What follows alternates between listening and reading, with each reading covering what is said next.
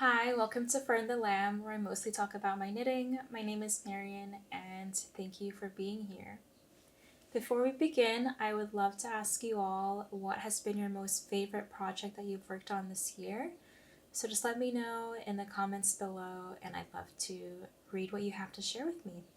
I know it's been a while since I've last filmed, but I'm just going to continue where I left off, starting with my first FO, my Hylde sweater.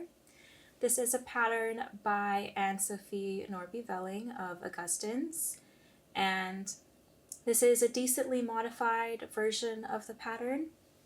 So I referenced the Lumme Pullover by Sari Nordlund, just in terms of stitch counts and how to work a German short row on the bottom of the yoke right before the armpits.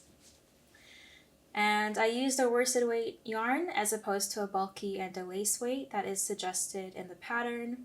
This is one strand of Zealana Heron. It is a merino possum blend. I'm using the shade Natural and Rum Raisin. So it's a very beautiful yarn. It's actually quite rough and almost rope-like when it is in the skein.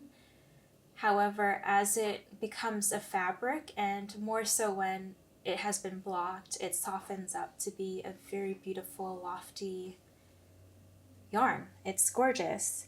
It does pill, but not so much. The halo is lovely. It feels so nice and New Zealand as I'm wearing this. Like it's really feels like New Zealand. I don't know if that makes sense, but it just does. And yeah, it's just so unique. It's beautiful. I would definitely knit with this again. However, I would knit in a tighter gauge even. So instead of using a 5 mil, I would do a 4.5. Just because, I don't know, maybe just because I'm curious to see what it would end up like. So speaking of needle sizes and gauges, I knit the yoke with a 5 mil, and that was just what Sari had recommended in her pattern, the Lumme. However, she did recommend a 4.5 when knitting the stockinette portion, the plain stockinette. And I found that as I started knitting the stockinette portion after the yoke, it was actually a lot tighter. And so I didn't even frog those rows that I did on a 4.5 mil. I just went back to a 5 mil. And the fabric is definitely more cohesive. I made a couple mistakes. Number one is the collar. This is a happy accident though. So if you watched my previous episode, I share how I wanted to knit a turtleneck, but I wasn't ready to commit right at the beginning because I was obviously way too excited to start the yoke. And so I did a crochet method of a provisional cast on. But what I think I did wrong was that I went straight into a 1x1 rib, and I think I was supposed to do one row of knits. And so when it came to picking up those stitches, the waste yarn wasn't unraveling. And so I had to cut that yarn. There was really no way of picking up those stitches. So I found that it actually wasn't going to unravel on its own either. And I realized that it was actually a tubular cast on. And so I just embraced it. And now I have a beautiful tubular cast on mock neck that was a total accident. I don't even know how to do a tubular cast on. I have tried, but to be honest, it's quite difficult. And I've tried multiple times. And I still don't remember how to do it. And I still don't ever want to learn how to do it. Anyway, the second mistake that I did was my color dominance. So that first inch, I was actually doing it correctly. And then I was like, hold on, I don't think I'm actually doing this correctly. So I switched. But you know what? It's fine. I did notice halfway, and I just didn't want to unravel the beautiful work that I have done. And so I just left it alone. Thankfully, this motif is not, like a concrete motif. It's not like a flower or anything. It's abstract. And so I think it's fine that I just left it. I was also researching what would happen if I had to switch the color dominance back. And there were a few photos that I saw online where the switch was very obvious. So I just decided to not do it. And yeah, I'm fine with it. Some motifs in here are a little bit creepy. So there's like a bunch of, I don't know if you see this, but there's like a bunch of men, or skulls, all holding hands. I don't know if you see that. Right in the bottom. And then, okay, sometimes this looks like a key. Sometimes it looks like a flower and its roots. Sometimes, most of the time, I see skulls. And then this, to be fair, is a little creepy as well. So it's a little witchy, if I do say so myself. Okay, and the last thing, this isn't a mistake or anything, this is just a modification, is the sleeves. So the original pattern doesn't recommend decreasing by any means. I think there's one round of decreasing, and that's just like at the very end. But I decided to do decreasing. I knit 2 inches of just plain stockinette, and then I started to decrease, I think, after every 5th round. Looks like it's every 5th, and then I did a rapid row of decreasing right here to get to 40 stitches. I did one row of knits just to help with the transition to a 4 mil. And then I did, of course, as usual, a German short row turn to do my ribbing and a tubular bind off. I absolutely love this. I did it for 4 inches, by the way, because it makes the most perfect home jumper. I can do all of my chores, I can stay busy, I could do my art thing, I could do anything, and this will never get in the way of my work, and I just love that. I really hate when clothing gets in the way of us doing our work, or in the way of me doing my work. So I love it. I have no complaints. This is just a beautiful sweater, and honestly, it is so hot in this room, but I'm fine because this yarn is so temperature regulating, and it's not too bad. Okay, the next thing that I finished also back in September is my Brambleberry Earwarmer. This is a pattern that I designed. So this is using yarn that my mom had gifted me that she found in a thrift store. It's called Moda Vera Pomi. It's a equal sort of split of alpaca, wool, and acrylic. So it is quite itchy because I do not like acrylic around my neck and my face. I made this because it was so windy back in September, but I never actually had the guts to wear it outside because I realized it looks like a baby bonnet. And I do love a bonnet, but this one in white is a little too babyish for me. So it was just a fun project. Essentially what I did was I cast on a couple stitches. I did increases on both sides with the integrated Brambleberry stitch, and then I knit straight until it got to about here.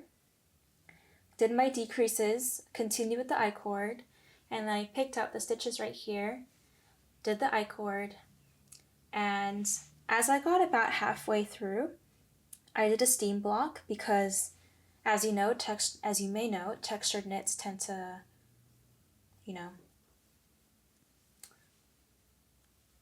compress. And so steaming it helps to just loosen it up, and that will kind of help you determine how long you want to knit your ear warmer for. So yeah, I was actually writing this pattern as I was knitting it, so there's both written instructions and a chart. If you're interested, I'm just gonna go ahead and post it, I feel like. I haven't posted it yet because I feel like, I don't know, I think just out of fear, to be honest. I will say that this stitch that makes the berry, it is a knits one, purl one, knits one in one stitch. And that particular motion doesn't have a designated symbol in knitting. So in the chart, I put a placeholder symbol. It's like a little mountain with a 3 on it. And I don't know if that actually refers to anything particular in knitting, but just keep in mind that if you do end up with this pattern and you do end up knitting it, and I actually end up also posting it, just keep in mind that's not actually the symbol. And I will make a note of that as well. Otherwise, you can just follow the written instructions instead. So yeah, you could knit this for a child, a baby. I think it's better suited for that age range anyways. Otherwise, this is for everyone. If it's windy, if your ears get cold like mine, oh, this is like the perfect pattern. I used to live in New York City, and I feel like this would have been amazing in New York. Because in New York, you can literally wear anything, and no one will care. Here in New Zealand, probably get a few laughs. Okay, I have also knit 3 more FOs. I don't have any of them with me, so I'll just quickly run through them. The first is also using a scrap yarn that my mom had thrifted for me. It is Cleckheaton California 8-ply. I made the Quynn. Not too sure if I'm saying any of this correctly, but bear with me. It's just the Quynn hat that I made for my niece. And it was just a fun, easy knit. No complaints. I would definitely knit it again. Granted that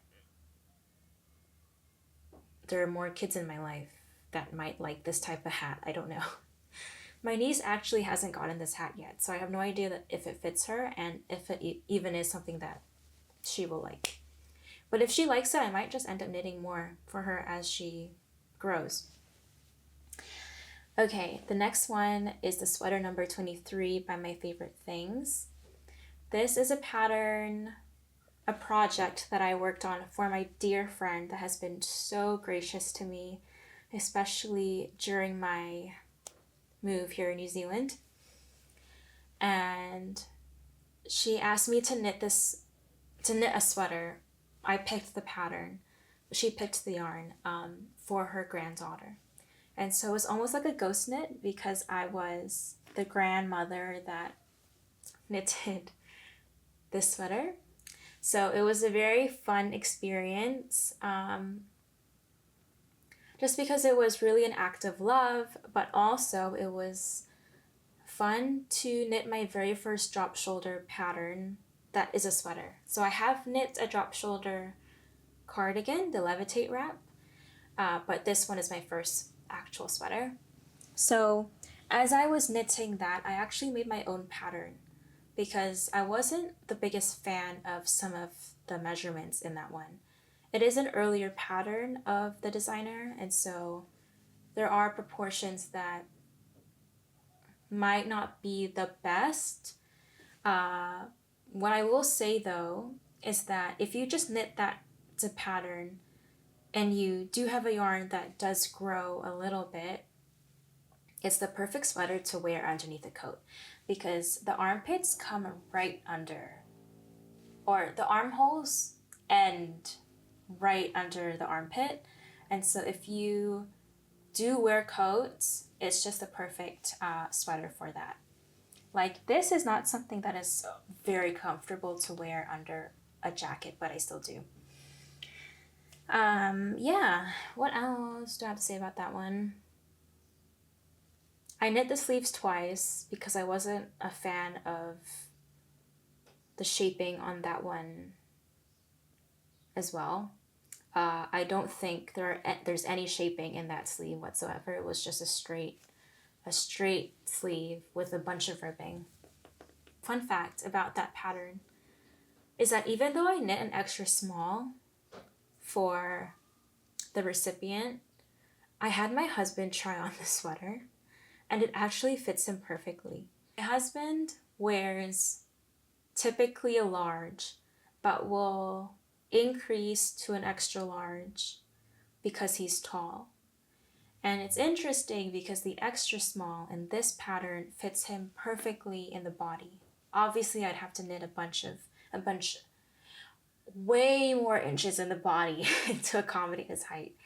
But yeah, so it's a great base pattern to just play with if you don't want to buy yet another drop shoulder pattern and you happen to have this in your stash of patterns.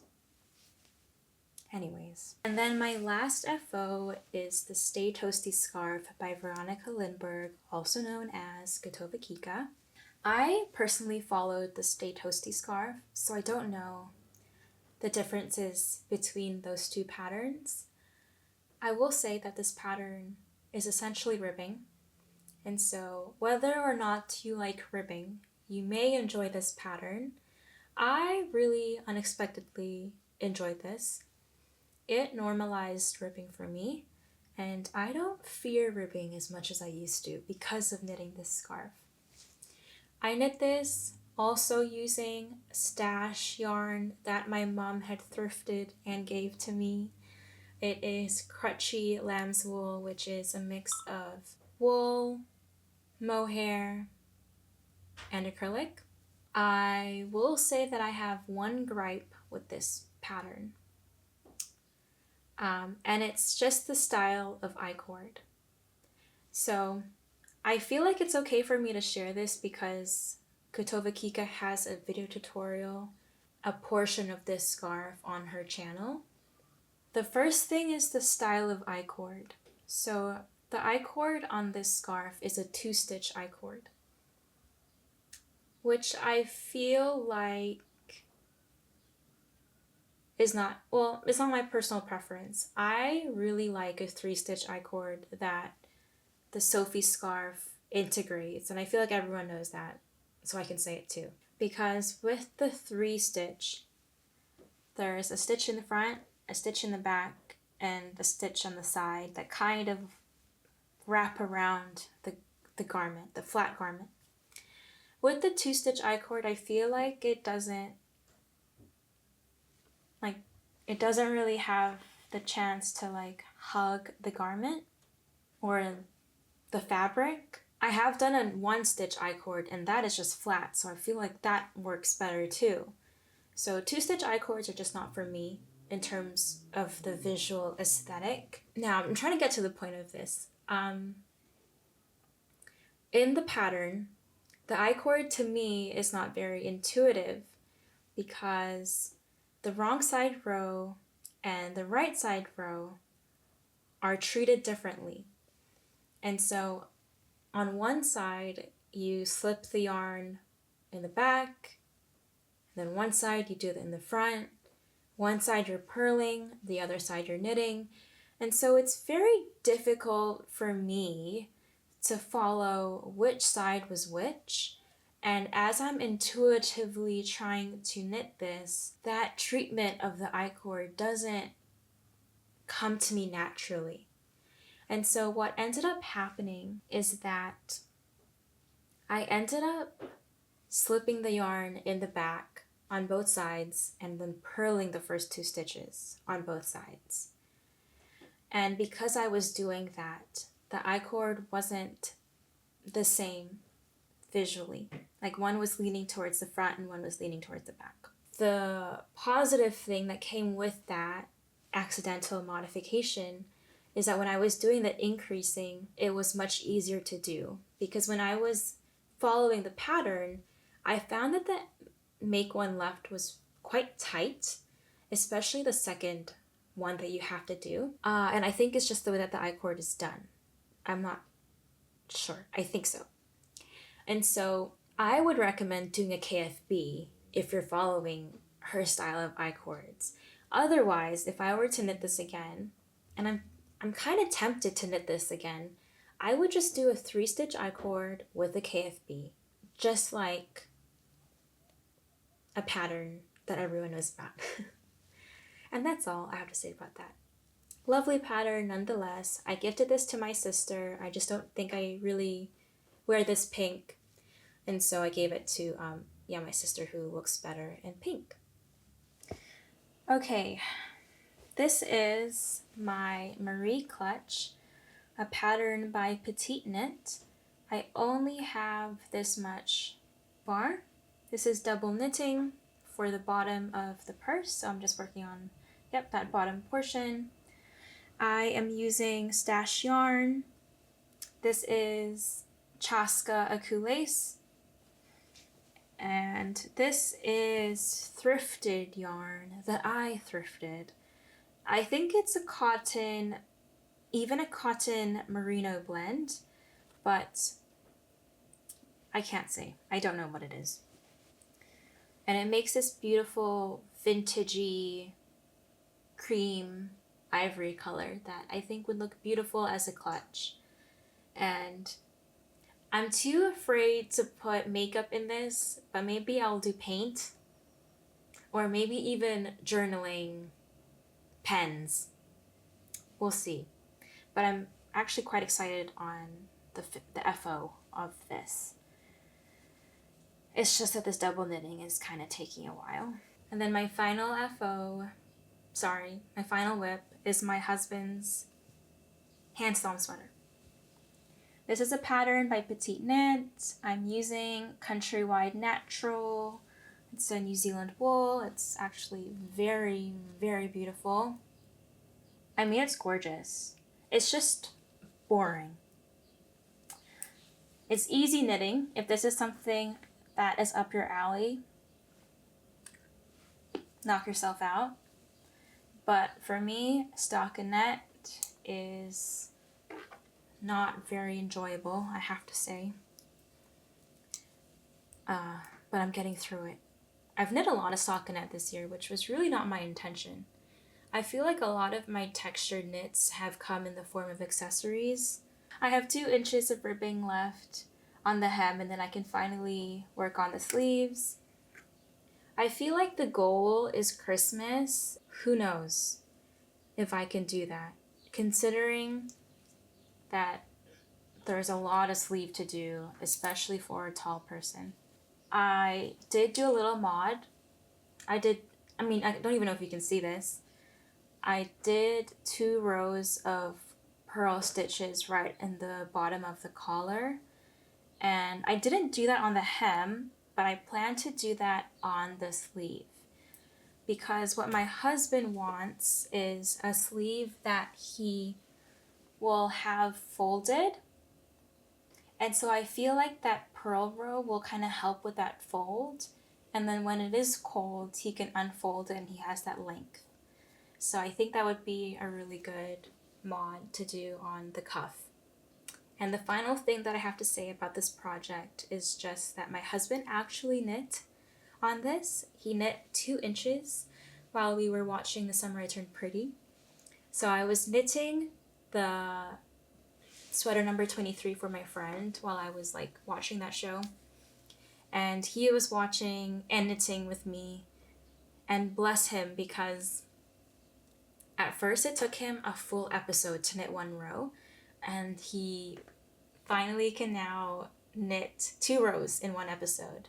So, that's just perfect. It just shows progress, and it also puts things into perspective of how I have also improved in my knitting. I mean, to be fair, I don't think I can knit more than 3 or 4 rows in an episode of The Summer I Turned Pretty, but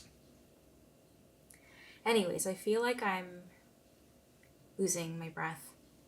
And I'm also getting kind of hot in this sweater. Alright, so that is most of what I have to share. my plans for next year and here on out is just to work from stash. My stash is the size of a large tote bag. In fact, my stash is actually uploaded completely on my Ravelry. And so if you're very curious what my stash looks like, knock yourself out. I will try and get through, I would say, at least half of that before I buy new yarn. And that means that it's most likely going to be a bunch of accessories that you'll be seeing in the future. So anyways, this will be my last episode of the year, but I am actually pretty excited to film everything that I've knit in 2025. I will record that, and that will be up in a couple weeks. With all that said, thank you so much for hanging out and being here, bearing with me. I hope you've made great progress on your knits, and again, let me know what has been your most favorite project that you've worked on this year. I just can't wait to learn more about what you have all been knitting as well. So I'll see you in the next one. Happy knitting. Bye.